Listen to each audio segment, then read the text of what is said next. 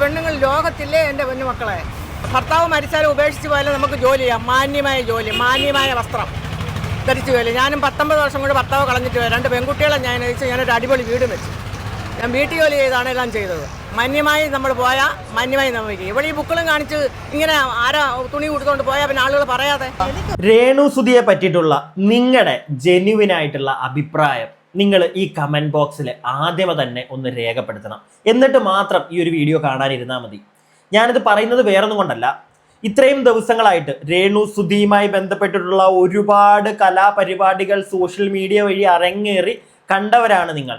എന്നെ പോലുള്ള reaction channels ഞങ്ങൾ അവർ കാണിക്കുന്ന പല പരിപാടികളും കണ്ട് അതിനെ വിമർശിച്ചുകൊണ്ടും ഒക്കെ വീഡിയോ ചെയ്യുന്ന കണ്ടവരാണ് നിങ്ങൾ ആ ഒരു ഞങ്ങൾ പറയുന്ന കാര്യങ്ങളും അവർ കാണിക്കുന്ന പരിപാടികളും ഒക്കെ കണ്ട് നിങ്ങളുടെ അഭിപ്രായങ്ങൾ പറഞ്ഞവരാണ്. എല്ലാം മാറ്റി വെക്കുക.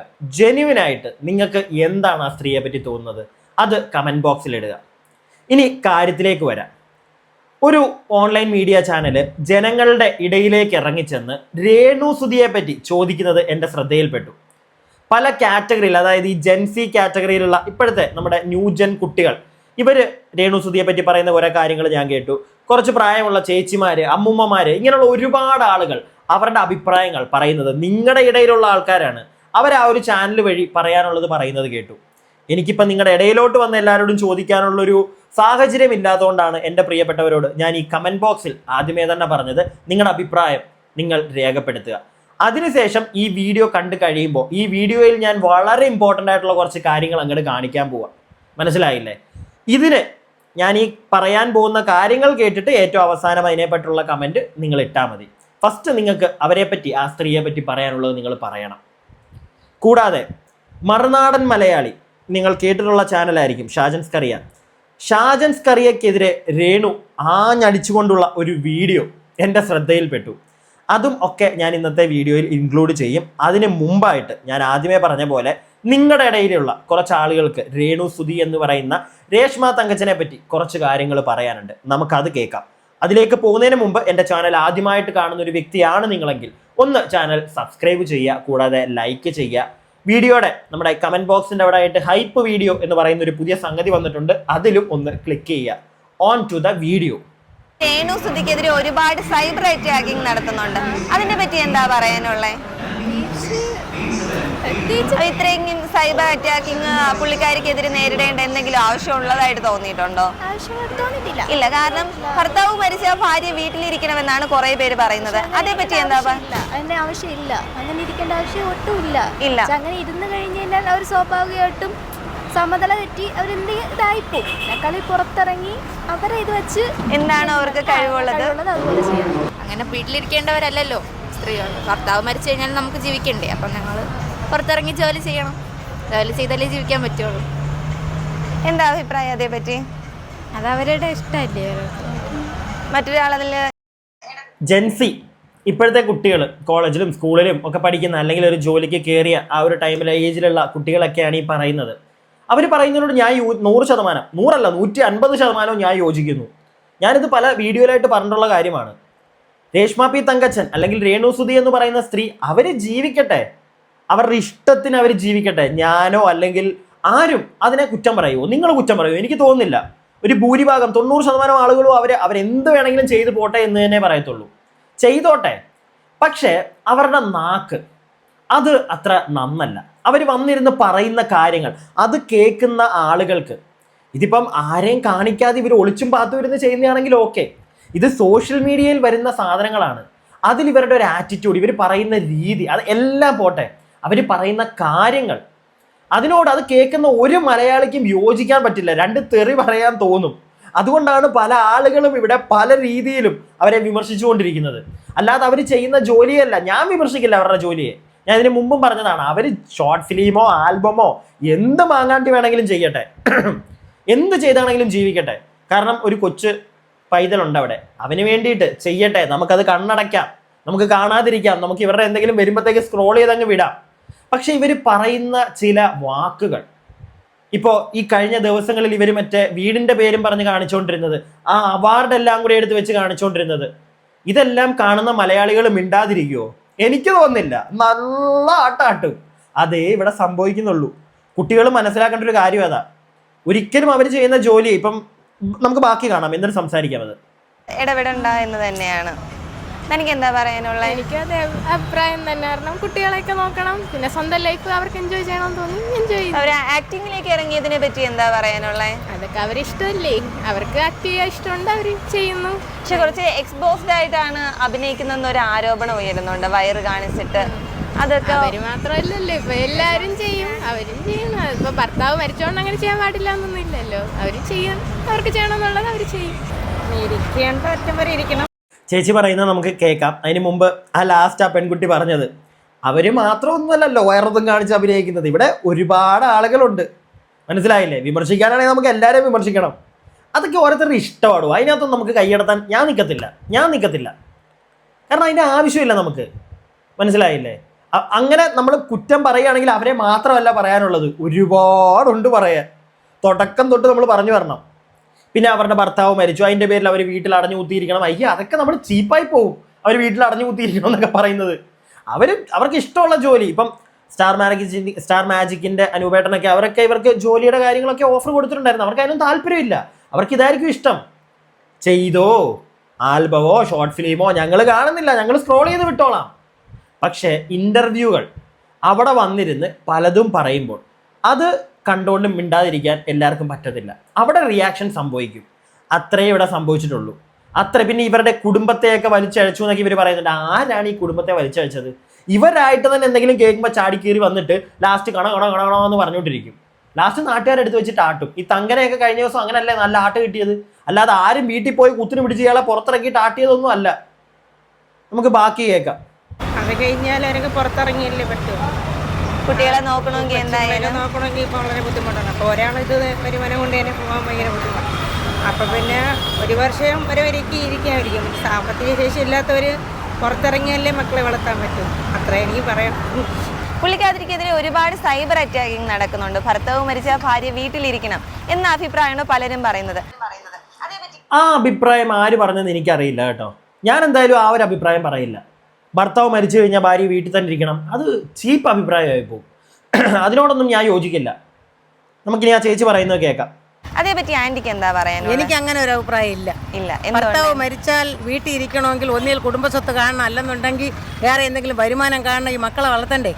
അപ്പോൾ അങ്ങനെ എന്തെങ്കിലും കാണണം. പിന്നെ അവർക്ക് എന്തെങ്കിലും ഒരു രീതിയിൽ തൊഴിൽ ഒരു അഭിനയം ആണ് എന്ന് തോന്നിയിട്ടുണ്ടെങ്കിൽ അതിന് നമ്മളാരും തടസ്സം നിൽക്കാൻ പാടില്ല എന്നുള്ളതാണ് എൻ്റെ അഭിപ്രായം. ഒരുപാട് പേര് അങ്ങനെ അഭിപ്രായമുള്ളവരുണ്ട്. അവരെങ്ങനെ ഈ സൈബർ അറ്റാക്ക് ഇങ്ങനെ ചെയ്ത് ഈ രണ്ട് തള്ളയും മക്കളും എന്തെങ്കിലും ചെയ്ത് കളഞ്ഞാലേ ഇവിടെയുള്ള ആ മാധ്യമക്കാർ ആരെങ്കിലും കാണുമോ? അവർക്ക് എന്തെങ്കിലും പട്ടിണി കിടന്നാൽ ആരെങ്കിലും കൊടുക്കാം, ഇതാ നിങ്ങൾക്ക് ഇങ്ങനെ ഒരു കാര്യമുണ്ട്, ചെയ്യാൻ പറ്റുമോ? ഒരിക്കലും ഇല്ല ചേച്ചി, ഒരിക്കലും ആരും കാണത്തില്ല. ചേച്ചി പറഞ്ഞതിനോട് ഞാൻ 100% യോജിക്കും. നിങ്ങൾ കണ്ടല്ലോ, ജെൻസി ഇപ്പോഴത്തെ പുതുതലമുറ മാത്രമല്ല, നമ്മുടെ പഴയ കാലത്തെ ചേച്ചിമാർക്കും ഒക്കെ ഇങ്ങനെ ചിന്താഗതിക്ക് ഉള്ളവരുണ്ട്. മനസ്സിലായില്ലേ? അവരെന്തെങ്കിലും ചെയ്തു കഴിഞ്ഞാൽ നമ്മൾ എന്ത് ചെയ്യാനാ? ഒന്നും ചെയ്യാനില്ല. അതുകൊണ്ട് തന്നെ ചെയ്യുന്ന ജോലിയെ ഒരിക്കൽ പോലും കുറ്റം പറയാൻ ഇവിടെ ആരെയും ഞാൻ പറയും ചെയ്യരുത് എന്ന് തന്നെ പറയുള്ളൂ. ഞാൻ ചെയ്യില്ല. അത് അവരുടെ ഇഷ്ടം, അവർ ചെയ്യട്ടെ. വീണ്ടും ഞാൻ അത് തന്നെയാണ് പറയുന്നത്, അവർ ചെയ്യട്ടെ. അതിൽ കുറ്റം പറയാൻ ഒരാൾക്കും അവകാശമില്ല. ഒരാളുടെ ജോലിയെ കുറ്റം പറയാൻ നമുക്ക് അവകാശമുണ്ടോ? എനിക്ക് തോന്നുന്നില്ല. അല്ലെങ്കിൽ ഇപ്പോൾ എന്നോട് ഒരാൾ ഈ പരിപാടി നമ്മൾ റിയാക്ഷൻ ചെയ്യുന്നത് നിർത്തുക എന്ന് പറഞ്ഞു കഴിഞ്ഞാൽ പോടാ എന്നേ ഞാൻ പറയത്തുള്ളൂ. എൻ്റെ ഇഷ്ടമാണ്. മനസ്സിലായില്ലേ? നമ്മൾ ചെയ്യുന്ന ജോലി നമ്മുടെ ഇഷ്ടമാണ്. അതിനകത്ത് ഒരിക്കലും അവരെ കുറ്റം പറയാൻ ഞാനില്ല. പക്ഷേ അതിൻ്റെ പുറത്ത് കാണിച്ചു കൂട്ടുന്ന പല പരിപാടികൾ, വായിൽ നിന്ന് വീഴുന്ന പല കാര്യങ്ങൾ, ഈ വായിൽ നിന്ന് പറയുന്ന, ഞാനത് എടുത്തു പറയാൻ കാരണം വേറൊരു പ്രശ്നം ഇന്നിപ്പോൾ നടന്നിട്ടുണ്ട്. ഇന്നല്ല, 2 ദിവസം മുമ്പാണ്. പക്ഷെ അധികം ആരും അതിനെപ്പറ്റി സംസാരിച്ചിട്ടില്ല. ഞാൻ അതിനെപ്പറ്റി സംസാരിക്കാൻ പോവാണ്. അതിനു മുമ്പ് ഒരു ചേച്ചിക്കും കൂടെ കുറച്ച് കാര്യങ്ങൾ പറയാനുണ്ട്. ഇതൊന്ന് കേട്ടോ നിങ്ങൾ. ഞാൻ കള്ളം പറയുന്നൊരു പെണ്ണുങ്ങൾ ലോകത്തില്ലേ എൻ്റെ കുഞ്ഞു മക്കളെ. ഭർത്താവ് മരിച്ചാലും ഉപേക്ഷിച്ച് പോയാലും നമുക്ക് ജോലി ചെയ്യാം. മാന്യമായ ജോലി, മാന്യമായ വസ്ത്രം ധരിച്ചു ജോലി. ഞാനും 19 വർഷം കൊണ്ട് ഭർത്താവ് കളഞ്ഞിട്ട് 2 പെൺകുട്ടികളെ ഞാൻ അയച്ച് ഞാനൊരു അടിപൊളി വീട് വെച്ചു. ഞാൻ വീട്ടു ജോലി ചെയ്താണ് എല്ലാം ചെയ്തത്. മാന്യമായി നമ്മൾ പോയാൽ മാന്യമായി നമുക്ക്. ഇവിടെ ഈ ബുക്കളും കാണിച്ച് ഇങ്ങനെ ആരാ തുണി കൊടുത്തുകൊണ്ട് പോയാൽ പിന്നെ ആളുകൾ പറയാതെ. ഈ മാന്യമായ വസ്ത്രം എന്ന് പറഞ്ഞു കഴിഞ്ഞാൽ അത് ഏതാണ് ചേച്ചി? അതെനിക്ക് പിടികിട്ടിയില്ല കേട്ടോ ചേച്ചി. ആ പറഞ്ഞതിനോട് എനിക്ക് അങ്ങോട്ട് യോജിക്കാൻ പറ്റുന്നില്ല. അതൊക്കെ ഓരോരുത്തർ ഇഷ്ടമാണ് ചേച്ചി. ആൾക്കാർ എന്തിടണം എന്നുള്ളത് അവരവരുടെ ഇഷ്ടമാണ്. അതിനകത്ത് മൂന്നാമതൊരാൾക്ക് ചെന്ന് ഒരഭിപ്രായം പറയാൻ ഇല്ലെങ്കിൽ ചേച്ചിക്ക് പറയാം. ചേച്ചിയുടെ മക്കൾ ഇടുമ്പോൾ മക്കളോട് വേണമെങ്കിൽ പറയാം. ചേച്ചിയുടെ ഭർത്താവ് ഇടുന്ന ഡ്രസ്സിൽ ചേച്ചിക്ക് ഭർത്താവിനോട് അഭിപ്രായം പറയാം. മനസ്സിലായില്ലേ? എനിക്ക് വേണമെങ്കിൽ എൻ്റെ ഭാര്യയോട് പറയാം അഭിപ്രായം, അടിച്ചേൽപ്പിക്കുകയല്ല, അഭിപ്രായം. അതല്ലാതെ അപ്പുറമുള്ള ഒരാളോട് നമുക്ക് ഒരിക്കലും പറയാൻ പറ്റത്തില്ല. നമുക്കത് ഇഷ്ടപ്പെട്ടില്ലെങ്കിൽ അങ്ങോട്ട് നോക്കണ്ട, അത്രേ ഉള്ളൂ. പക്ഷേ ഈ ചേച്ചി തുടക്കത്തിൽ പറഞ്ഞ കാര്യം, വായിൽ നിന്ന് വീഴുന്നത്, അവിടെയാണ് നമ്മുടെ രേഷ്മ പി തങ്കച്ചന് പണി കിട്ടുന്നത്. പല കാര്യങ്ങളും വന്നിരുന്ന് പറയുമ്പോഴത്തേക്ക് അത് അവർക്ക് തന്നെ വിനയായിട്ട് മാറുക. അത് അവരാണ് സൂക്ഷിക്കേണ്ടത്, അല്ലാതെ നാട്ടുകാരല്ല. ഇന്നിപ്പം ഞാനൊരു വീഡിയോ കണ്ടായിരുന്നു, മറുനാടൻ മലയാളി നമ്മുടെ ഷാജൻസ്കറിയെ എടുത്തു വെച്ച് അങ്ങോട്ട് ഉടുക്കാനുള്ള ശ്രമത്തിലാണ് രേഷ്മ പി തങ്കച്ചൻ. പക്ഷെ തിരിച്ച് നല്ല പണി കിട്ടും. കാരണം പണി കിട്ടാനുള്ളത് ഷാജൻസ്കറിയ പുള്ളിയുടെ വീഡിയോയിൽ പുള്ളി പറഞ്ഞു വെച്ചിരിക്കുന്ന ഓരോ കാര്യങ്ങളും നമ്മൾ കേട്ട് കഴിഞ്ഞു കഴിഞ്ഞാൽ ഒരിക്കലും ഈ രേഷ്മ പി തങ്കച്ചന് ട്രിഗറായി അങ്ങോട്ട് തള്ളേണ്ട കാര്യമൊന്നുമില്ല. ഇത്രയ്ക്ക് നമ്മുടെ ഷാജൻസ്കറിയ പറഞ്ഞിരിക്കുന്നത് എന്താണെന്ന് നിങ്ങൾക്കൊന്ന് കേൾക്കണ്ടേ? അത് കേട്ടപ്പോൾ സത്യം പറഞ്ഞ് ഞാൻ ഞെട്ടിപ്പോയി. ഈ പുള്ളിയും രേഷ്മ പി തങ്കച്ചന് വീടുണ്ടാക്കി കൊടുത്തതിനകത്ത് പങ്കാളിയായിരുന്നോ എന്നുള്ളൊരു ചിന്ത ഞാൻ ഞെട്ടിപ്പോയി അത് കേട്ടപ്പോൾ. നിങ്ങളൊന്ന് കേൾക്കാം, എന്നിട്ട് നമുക്ക് ബാക്കി സംസാരിക്കാം. എന്നാൽ കഴിഞ്ഞ ദിവസം വേദനയോടെ ഒരു പ്രസ്താവന ശ്രദ്ധയിൽപ്പെട്ടു. രേണു സുധിക്കും മക്കൾക്കും ഫിറോസ് എന്ന നല്ല മനുഷ്യൻ പണിതു കൊടുത്ത വീട് പൊട്ടിയൊലിക്കുന്നുവെന്നും അത് താമസയോഗ്യമല്ല എന്നും അവർ പറഞ്ഞതാണ് എന്നെ ഞെട്ടിച്ചു കളഞ്ഞത്. ആ ഞെട്ടലിന് സുപ്രധാനമായൊരു കാരണമുണ്ട്. ഈ ഫിറോസിന്റെ നേതൃത്വത്തിൽ ഒരു ചെറിയ കൂട്ടായ്മ എല്ലാ വർഷവും പാവപ്പെട്ട അർഹതയുള്ളവർക്ക് ഒരു വീട് വെച്ച് കൊടുക്കാറുണ്ട്. നാട്ടുകാരുടെ പണം പിരിച്ചൊന്നുമല്ല, അവരുടെ അധ്വാനത്തിന്റെ ഫലമായി അവർ ശേഖരിക്കുന്ന, നല്ല മനസ്സുള്ളവർ കൊടുക്കുന്ന പണം ഉപയോഗിച്ച് ചെയ്യുന്ന ഒരു നല്ല കാര്യമാണ് ഫിറോസ് ചെയ്യുന്നത്. മറ്റു പല നന്മ മരങ്ങളും പേരെടുക്കാൻ വേണ്ടി ചാരിറ്റി ചെയ്യുമ്പോൾ പേരെടുക്കാൻ വേണ്ടി ഒന്നുമല്ലാതെ ആത്മാർത്ഥതയോടെ പ്രവർത്തിക്കുന്ന അപൂർവം ആളുകളിൽ ഒരാളാണ് ഫിറോസ്. ഫിറോസിന്റെ പ്രവർത്തനം അറിയാവുന്നവരൊക്കെ അയാളുടെ പാദങ്ങളിൽ തൊട്ട് നമസ്കരിക്കും. അത്ര സത്യസന്ധമായി ചാരിറ്റിയെ ഒരു മുതലെടുപ്പ് പരിപാടിയാക്കാതെ, ഒരു ഉപജീവന മാർഗമാക്കാതെ, സ്വന്തം ജോലിക്കിടയിൽ മനസാക്ഷി തൃപ്തിപ്പെടുത്താൻ സുഹൃത്തുക്കളുടെ കൂട്ടായ്മയിൽ ഫിറോസ് നടത്തുന്ന പ്രവർത്തനം ശ്ലാഘനീയമാണ്. രേണു സുധിയുമായി ബന്ധപ്പെട്ട വാർത്തകൾ പുറത്തു വന്നപ്പോൾ അവർക്ക് കയറി കിടക്കാൻ വീടില്ല എന്നൊക്കെ കേട്ടപ്പോൾ ഫിറോസ് സ്വന്തം ഇഷ്ടപ്രകാരം രംഗത്ത് വന്ന് ഒരു വീട് വെച്ച് കൊടുക്കുകയായിരുന്നു. ഏതാണ്ട് 20 ലക്ഷത്തിലധികം രൂപ മുടക്കിയാണ് ഫിറോസ് ആ വീട് വെച്ച് കൊടുത്തത്. വീട് പണി ഏതാണ്ട് പൂർത്തിയായപ്പോൾ അവരുടെ സുരക്ഷയ്ക്ക് വേണ്ടി ഒരു മതിൽ കൂടി പണിത് കൊടുക്കാൻ ഫിറോസ് തീരുമാനിക്കുന്നു. എന്നാൽ അതിനുള്ള പണം തികയുമായിരുന്നില്ല. വീട് പണിതിനെ പൂർത്തിയാക്കിയത് സ്വന്തം പോക്കറ്റിൽ നിന്ന് കുറച്ച് പണം എടുത്താണ്. അനേകം പേരുടെ സൗജന്യ അധ്വാനവും ഈ പൂർത്തിയാക്കലിന് പിന്നിലുണ്ടായിരുന്നു. ഞങ്ങളുടെ ലേഖകൻ പീയൂഷ് ഈ വീടിനെ കുറിച്ച് റിപ്പോർട്ട് തയ്യാറാക്കാൻ പോയപ്പോൾ ഫിറോസാണ് പറഞ്ഞത് ഒരു മോഹം ബാക്കിയാണ് ചുറ്റുമതിൽ കൂടി പണിത് കൊടുക്കണമെന്ന്. 1,19,000 രൂപ ഞങ്ങൾ, അതായത് മറുനാടനായിരുന്നു, ഈ രേണു സുധിയുടെ വീടിന്റെ ചുറ്റുമതിൽ പണിയാൻ മുടക്കിയത്. അതിന് പേരിൽ വീമ്പിളക്കാനോ കയ്യടി നേടാനോ അവിടെ പോയി ട്രോഫി വാങ്ങാനോ വാർത്ത കൊടുക്കാനോ ലൈവ് ചെയ്യാനോ ഒന്നും ഞങ്ങൾ നിന്നില്ല. ആ പണം രേണു സുധിക്ക് കൊടുക്കുക എന്നതിനേക്കാൾ ഫിറോസിന്റെ നന്മയ്ക്കുള്ള അംഗീകാരമായാണ് ഞങ്ങൾ കൈമാറിയത്. അങ്ങനെ ഞങ്ങളുടെ കൂടി അധ്വാനത്തിന്റെ ഫലമായി രൂപം കൊണ്ട ഈ വീടാണ് ചോർന്നൊലിക്കുന്നു എന്ന് രേണു സുധി ചിലരോട് പറഞ്ഞു. ഫിറോസിന്റെ അംഗീകാരത്തിന് വേണ്ടി, അല്ലെങ്കിൽ ഫിറോസിനെ ഒന്ന് ആദരിച്ചുകൊണ്ടാണ്, ഫിറോസിന്റെ ഒരു ആഗ്രഹം നിറവേറ്റാൻ വേണ്ടി ഷാജൻസ്കറിയ മറുനാടന്റെ പേരിൽ 1,19,000 രൂപ കൊടുത്തത് എന്നു പറഞ്ഞത് നമ്മുടെ രേഷ്മ പി തങ്കച്ചൻ അങ്ങ് പൊളിഞ്ഞു. രേഷ്മ പി തങ്കച്ചൻ വന്നിട്ട് കുറച്ച് സാധനങ്ങൾ പറയുന്നുണ്ട്, ഞാനത് കേൾപ്പിക്കാം. അതിനു മുമ്പ് സത്യം പറഞ്ഞു കഴിഞ്ഞാൽ മറുനാടിനൊക്കെ ഇങ്ങനെ നല്ല കാര്യങ്ങൾ ചെയ്യുന്നുണ്ടല്ലോ. ഞാൻ സത്യം പറഞ്ഞാൽ കേട്ടപ്പോൾ ഞെട്ടിപ്പോയി. നിങ്ങൾക്ക് ആർക്കെങ്കിലും അറിയാവോ? ഞാൻ അറിഞ്ഞിട്ടില്ല കേട്ടോ. മറുനാടിനൊക്കെ ഇതിനകത്ത് ചെറിയൊരു എമൗണ്ട് ആണെങ്കിൽ, ചെറിയൊരു എമൗണ്ട് ആണോ എനിക്ക് തോന്നുന്നില്ല. ഈ ഒരു വലിയ വീട് വെക്കുന്നതിനകത്ത് ഒരുപാട് ആൾക്കാർ ഇറക്കിയിട്ടുണ്ടെങ്കിൽ അതിനകത്ത് ചിലപ്പോൾ ഏറ്റവും ചെറിയൊരു എമൗണ്ട് ആയിരിക്കും മറുനാടനിൽ കൊടുത്ത 1,19,000. പക്ഷെ എന്നാലും അത് ചെയ്തില്ലേ, അത് ചെറിയൊരു കാര്യമാണോ? എനിക്ക് തോന്നുന്നില്ല. അപ്പോൾ എൻ്റെ ഒരു സംശയം, 1,19,000 മതിലവിടെ ഉണ്ടായിരുന്നോ? എനിക്കറിയത്തില്ല. ഞാൻ അതിനകത്തോടൊന്നും കടന്നിറങ്ങി പോകുന്നില്ല. ഇനി ആരെങ്കിലും അതിനകത്ത് പറ്റിച്ചതാണോ നമുക്കറിയത്തില്ല. പക്ഷെ എന്നാലും ഷാജൻസ്കറിയ അങ്ങനെ ഒരു കാര്യം ചെയ്തു, അത് ചെറിയൊരു കാര്യമല്ല. അതും ചെയ്തൊരു വ്യക്തി, ഓൾറെഡി ഫിറോസ് എന്ന് പറയുന്ന ഒരു വ്യക്തി ഇങ്ങനെ വന്ന് ചെയ്തു കൊടുത്തു. അതിനെതിരെ കുറെ സാധനങ്ങളുമായിട്ട് രേഷ്മ പി തങ്കച്ചൻ ഇറങ്ങിയിട്ടുണ്ടായിരുന്നു. ഇപ്പം ദാ മറുനാടൻ്റെ പേരിൽ ഷാജൻസ്കറിയയും, അല്ലെങ്കിൽ ഷാജൻസ്കറിയയുടെ പേരിൽ മറുനാടൻ എങ്ങനെയാണെങ്കിലും എടുത്തോളൂ, എന്തായാലും അവിടുന്ന് ഒരു ഇത്രയും പൈസ അങ്ങോട്ട് ചെന്നിട്ടുണ്ടായിരുന്നു. അതിനെ ഇപ്പം സത്യം പറഞ്ഞു കഴിഞ്ഞാൽ അവർ കൊടുത്ത എന്തിനാണെന്ന് അവർ ഇന്ന് ചിന്തിക്കുന്നുണ്ടായിരിക്കും. കാരണം രേണു സുധി പുതിയൊരു വീഡിയോയിൽ കുറച്ച് കാര്യങ്ങൾ പറയുന്നത് എൻ്റെ ശ്രദ്ധയിൽപ്പെട്ടു. എൻ്റെ പൊന്നു രേഷ്മ പി തങ്കച്ച, കഷ്ടമുണ്ട്. നിങ്ങൾക്ക് തന്ന ഓരോ ആൾക്കാരെ നിങ്ങൾ വെറുപ്പിച്ചോണ്ടിരിക്കുക. ഒന്നുമില്ലെങ്കിൽ പുളുങ്കുരു ഒന്നുമില്ലല്ലോ, കാശല്ലേ അവർ കൊടുത്തത്. അതൊന്നും ചിന്തിക്കുക. രേഷ്മ പി തങ്കച്ചനും തങ്കച്ചൻ ചേട്ടനും കൂടെ പറയുന്നത് എന്തൊക്കെയാ നിങ്ങൾക്ക് കേൾക്കണ്ടേ? ഇതൊന്ന് കേട്ടോ. ഷാജൻസ്കറിയ എന്ന് പറഞ്ഞ വ്ളോഗർ പറഞ്ഞേക്കുന്നത് ഞങ്ങൾ പ്രൊമോട്ട് ചെയ്തിട്ടേ ഇല്ല. ഇത് പിന്നെ എന്നതാണ് ഈ പ്രൊമോട്ട് ചെയ്തത്? മതിൽ പണിതത് മറുനാടൻ, ഇത് പ്രമോഷൻ അല്ലേ ചേട്ടാ? സാജൻസ് കറി ചേട്ടൻ എല്ലാരെയും പേടിപ്പിക്കുന്ന പോലെ ഞങ്ങളെയൊക്കെ പേടിപ്പിക്കാൻ വരുവാണോ ചേട്ടൻ? ചേട്ടനുമായിട്ട് ഒരു പ്രശ്നവും ബന്ധങ്ങളും ഒന്നുമില്ലല്ലോ. ഇത് പ്രമോഷൻ അല്ലേ ചേട്ടാ? എന്തിനാ ഈ കള്ളം പറയുന്നത്? ഇത് പ്രമോഷൻ അല്ലേ? സാജൻസ് കറിയ നിങ്ങൾ എനിക്ക് എന്തിനാ മാപ്പ് തരുമോ ഇല്ലയോ എന്ന് നോക്കുന്നത്? ഞാൻ നിങ്ങളെ വല്ല തെറ്റ് ചെയ്തോ? കോടതിയാണോ നിങ്ങൾ എനിക്ക് മാപ്പ് തരാതിരിക്കാൻ? അതായത് ചെന്ത് മാപ്പ് തരത്തില്ലെന്നാ മിണ്ടായിരിക്കും തോറും ചുമ്മാ ആവശ്യമില്ലാത്ത പറയുന്നു. കൊല്ലം സ്തുതിക്ക് കൊട്ടാരമായി നിർമ്മിച്ചു നൽകിയത് ഫ്ലവേഴ്സ് അല്ലെന്ന്. 24-നെ ഫ്ലവേഴ്സിന് അത് അവരോടുള്ള വിരോധം കൊണ്ട് നമുക്കറിയില്ലായിരുന്നു. അത് അവരോട് പ്രശ്നം ഉണ്ടാകുന്നൊന്നും നമുക്കറിയില്ലായിരുന്നു. പക്ഷെ അത് പിന്നെയാണ് അറിയുന്നത് അവരോട് പ്രശ്നം കൊണ്ട് പണി തന്ന മതിലാണ്. ഇങ്ങോട്ട് വെള്ളം ചെന്ന് കഴിയുമ്പോഴത്തേക്കും ഇത് പെട്ടെന്ന് ഇടിഞ്ഞ് താഴോട്ട് പോകും. അവരോട് പ്രശ്നം കൊണ്ട് വെച്ച് തന്ന മതിലോ? സത്യം പറഞ്ഞാൽ ഉണ്ടല്ലോ, ഈ പണ്ടുള്ളവർ പറയുന്നത് കേൾക്കത്തില്ലേ? ഈ അടുത്തായിട്ട് ഞാൻ സ്ഥിരം കേൾക്കുന്ന ഒരു കാര്യമാണ്, ഒരാൾക്ക് നല്ലത് ചെയ്യാൻ പോകരുത്, ചെയ്ത് കഴിഞ്ഞാൽ ഇങ്ങനെ കേൾക്കും. എന്തിനാണ് ഷാജൻസ് കറിയ താങ്കൾ ഇതുപോലൊരു ഐറ്റത്തിനൊക്കെ 1,19,000 ആണെങ്കിലും ഇറക്കാൻ പോയത്? എന്തിന്? പിന്നെ ഒരു പോസ്റ്റർ കാണിക്കുന്നുണ്ട്, ഞാനത് കണ്ടിട്ടില്ല കേട്ടോ. ഞാൻ സത്യം പറഞ്ഞു കഴിഞ്ഞാൽ ഇങ്ങനെ ഒരു കേസ് അറിഞ്ഞിട്ടില്ല. നിങ്ങൾ അറിഞ്ഞ ആളുകൾ പണ്ട് വല്ലതും വന്ന വീഡിയോ ആണോ മറുനാടനകത്ത് വല്ലോ? ഷാജൻസ് കറിയ ഇങ്ങനെ വീട് ഇങ്ങനെ ചെയ്തു കൊടുക്കുന്നു, മതിൽ പണിഞ്ഞു കൊടുക്കുന്നു എന്ന് പറഞ്ഞ് എന്തെങ്കിലും ഒരു കൈൻഡ് ഓഫ്, എന്തായാലും രേണു കാണിക്കുന്നതിനകത്ത് അല്ലെങ്കിൽ രേഷ്മ കാണിക്കുന്നത് കള്ളമൊന്നും ആയിരിക്കത്തില്ല, അങ്ങനെ ഒരു സംഗതി ഉണ്ടായിട്ടുണ്ടായിരിക്കും. പക്ഷേ ഞാൻ അറിഞ്ഞിട്ടില്ല. നിങ്ങൾ അറിഞ്ഞിട്ടുണ്ടോ? ഞാൻ അറിഞ്ഞിട്ടില്ല. അങ്ങനെ ഒരു പ്രൊമോഷൻ പുള്ളി നടത്തിയതാണെങ്കിൽ ആ പ്രൊമോഷൻ എങ്ങും എത്തിയിട്ടില്ല. രേഷ്മ പി തങ്കച്ച നമ്മളൊന്നും അറിഞ്ഞിട്ടില്ല. ഓക്കെ, പിന്നെ എങ്ങനെ പറ്റുന്നു? ഫ്ലവേഴ്സിനോടുള്ള വാശിക്കാണ് നിങ്ങൾക്ക് ആരെങ്കിലും ഏതെങ്കിലും ഒന്നാമത് ഞാൻ പറഞ്ഞല്ലോ, നമ്മൾ ആർക്കും നല്ലത് ചെയ്യാൻ നിൽക്കത്തില്ല ഇന്നത്തെ കാലത്ത്. ചെയ്തു കഴിഞ്ഞാൽ പണിയാണെന്ന് വീണ്ടും തെളിയിച്ചുകൊണ്ടിരിക്കുക രേഷ്മ പി തങ്കച്ചൻ എന്ന വ്യക്തി. ബാക്കി കാണും.